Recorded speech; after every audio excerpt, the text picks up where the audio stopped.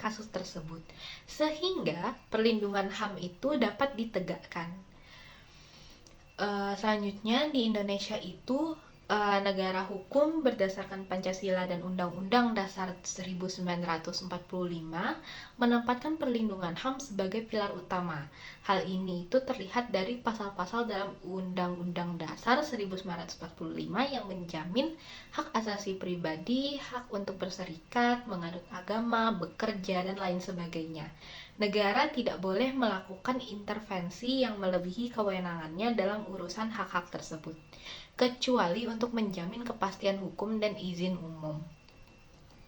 Untuk menjamin perlindungan HAM secara hukum, Indonesia itu memiliki Undang-Undang Nomor 39 Tahun 1999 tentang hak asasi manusia, di mana undang-undang ini itu menegaskan bahwa negara itu wajib mengakui, melindungi, dan menegakkan HAM sebagai hak yang melekat pada setiap manusia. Negara itu berkewajiban membuat aturan yang menjamin terpenuhinya hak-hak tersebut serta memberikan mekanisme perlindungan yang efektif bagi warga negara. Misalnya nih, negara membuat peraturan mengenai hak atas pekerjaan yang layak, pengaturan upah minimum, dan perlindungan jam kerja untuk mencegah kesewenang-wenangan dalam hubungan kerja.